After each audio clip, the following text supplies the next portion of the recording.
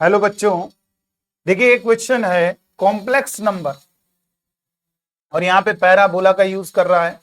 अच्छा, ये वाला ऑप्शन तो गलत ही है। क्यों? क्योंकि पैराबोला की सेंट्रिसिटी 1 होती है। पैराबोला की जो इसेंट्रिसिटी होती है वो हमें ऑलवेज 1 होती है। तो सर ये ऑप्शन सही है, तो होना भी तो चाहिए पैराबोला। ऐसा थोड़ा ही पैराबोला विद इसेंट्रिसिटी 1 लिखा है तो इसको मतलब सही हो गया। अरे भैया, ये लोकस मतलब ये किसकी इक्वेशन है? लोकस का मतलब होता है एक सिंगल पॉइंट ने ढेर सारे पॉइंट।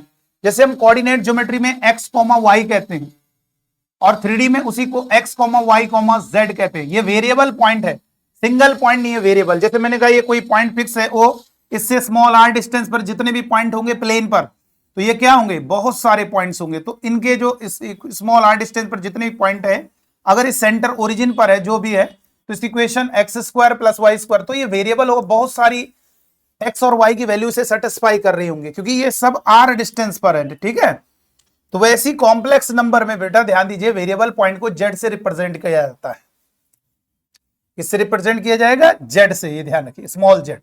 ये भी वही है, वेरिएबल पॉइंट की तरह है।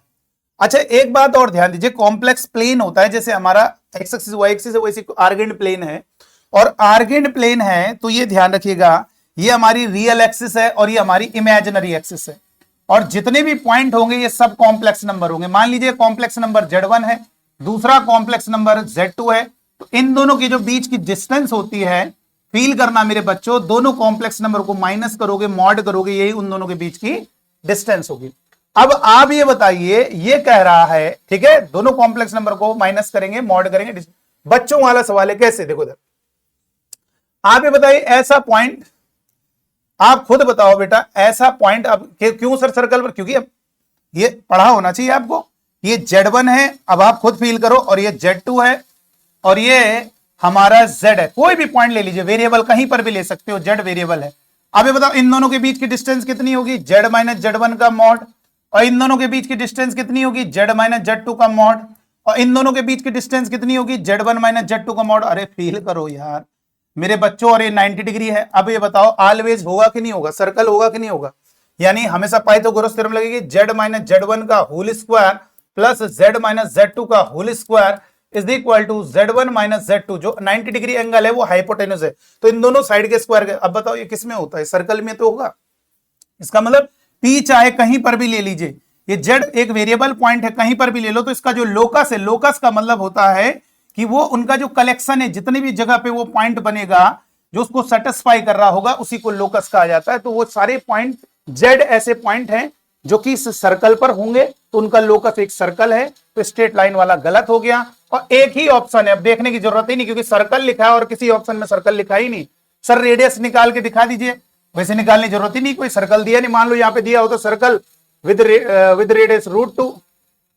वैसे जहां तक यहाँ पे सर्कल ही लिखा होगा, क्योंकि मेमोरी बेस्ड है ना, विद रेडियस √2, तो ये हो सकता है, ऐसा ऑप्शन बन सकता है। क्योंकि इसेंट्रिसिटी पैराबोला की √2 कहना ये बहुत ही मतलब बेसिक चीज है कि इसेंट्रिसिटी पैराबोला की 1 है, तो ये मेरे हिसाब से 2 जगह सर्कल होगा। तो चलिए आइए, रेडियस कैसे निकाला? अरे तो रेडियस क्या होगी भाई? इन दोनों के बीच की डिस्टेंस। रेडियस क्या है? इन दोनों के बीच की डिस्टेंस निकाल लीजिए। तो ये सर Z1 क्या है? इन दोनों को माइनस कर दो ना, तो Z1 माइनस Z2, चाहे Z2 माइनस, सर जी अगर Z1 माइनस Z2 का मॉड करें, चाहे Z2 माइनस Z1 कर दो, कुछ भी कर दो, तो Z1 माइनस Z2 कर लीजिए, या Z2 माइनस Z1 निकाल लेते हैं। चलो ज्यादा वाले में कम को घटा देते हैं, तो 3 में 2 गया, 1 imaginary part minus plus y। अब इसका मॉड निकाल लीजिए, मॉड कितना होगा? मॉडुलस आपको मालूम होना चाहिए। कोई कॉम्प्लेक्स नंबर है a प्लस आई बी, उसका मॉड कितना होता है मेरे बच्चों? अंडर रूट रियल पार्ट का स्क्वायर प्लस इमेजिनरी पार्ट का स्क्वायर। तो यहाँ पे इसका मॉड कितना? रियल पार्ट का स्क्वायर प्लस इमेजिनरी पार्ट का स्क्वायर। इमेजिनरी पार्ट का मतलब आई के साथ जो मल्टीप्लाई में है।